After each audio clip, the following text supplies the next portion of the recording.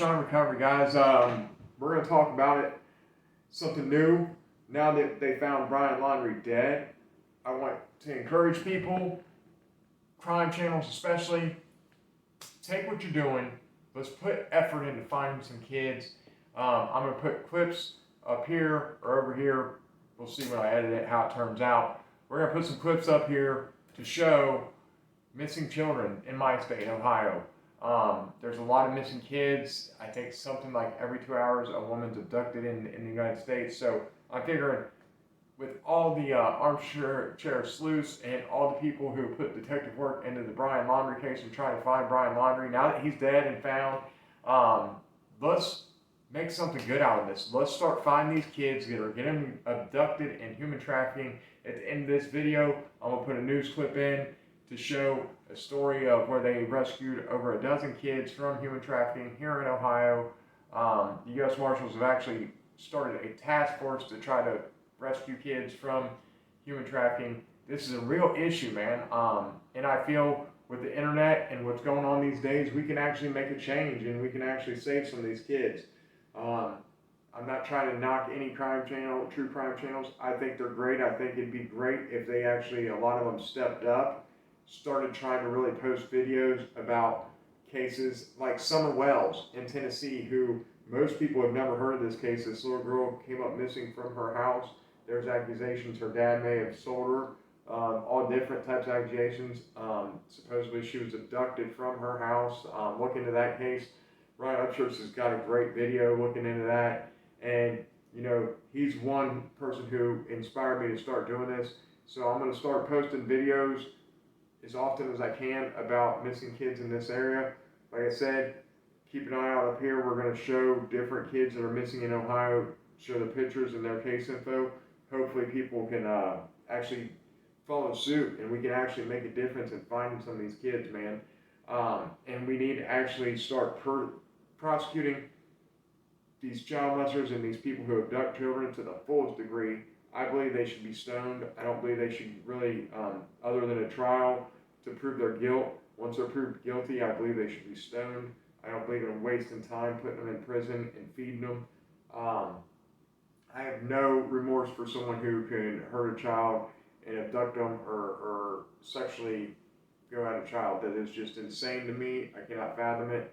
I have a 6-year-old daughter who just had her birthday last Sunday, and that's one reason this whole thing is near and dear to my heart, man. So, guys, check out this clip of this video so you can kind of see what recently happened here in Ohio. Because the Gabby Petito case, most people don't hear about these other cases, and it baffles me that these missing children cases don't get more exposure. Light on the hundreds of children listed as missing here in Ohio. Dan DeRose is in the Alert Center with the state-run website to track all of those cases. Dan. And in fact, the Ohio Attorney General's office has been very active in the investigation in Port Clinton, but that's not all that Dave Yost and the Attorney General's office does. They have an entire website dedicated to missing adults and missing children, and it is sad when you start to scroll through, and these are the recent cases, the more than 550 listed missing children in the state of Ohio, and you don't have to go far up the list to find one out of Northeast Ohio. This is from just January 11th, endangered runaway. They have to fit into a number of classifications. Is it an abduction? Is it an abduction by a family member? Is it an endangered runaway? That's the case here for Dominique Harris, last seen January 11th, age 17. But it's more than that. Some of these cases are old cases and ones that you have heard about. For example, the Ashley Summers case, missing since 2007. She would currently be 26 years old. Now, she has aged out of that 550 number, and she is now listed in the 740 adults that are missing in the state of Ohio. All of this is accessible to the public. You can find my story and find these websites. Open up the app, go to cleveland19.com, maybe look through some of these and possibly identify or help locate some of these missing and endangered runaway children, because they all deserve to be found and reunited with family. In the alert, Say is a higher demand. Marissa Science got an exclusive behind-the-scenes look. We found approximately 16 of the 20 kids that we were looking for.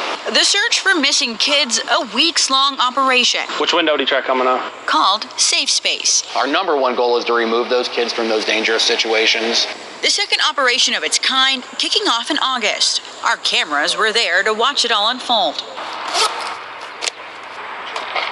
The manpower is what makes this operation unique. Officers from throughout Summit, Wayne, and Portage counties, Akron Police, and the U.S. Marshal's Office, even some deputies from out of state. Bill Bolden, a senior inspector and deputy U.S. Marshal, says since the pandemic began, the number of missing kids grew. A lot more runaways and a lot more kids just, they don't know where they're at. Some potentially in the hands of gang members or drug dealers, forced to commit other crimes. 4 to 5 of them had some type of a human trafficking or sex trafficking nexus. I'm gonna stand back. The tactics being used to track down those missing beefed up using the U.S. Marshals advanced training. We're using that framework of our fugitive task force to set up basically a missing child task force. Tips and surveillance leading to the recovery of more than a dozen missing kids. We captured one on camera. Sound off now! We had concerned family members of his that had been looking for him for some time. We safely recovered the missing juvenile. We're looking for Shauna. We sat down with Bolden again a week and a half after the operation began, who delivered good news. So that's about 22 to 23 missing juvenile runaways that have been found. With the operation in full swing, more kids have been reported missing or run away, leaving the task force with a continued list of kids to find.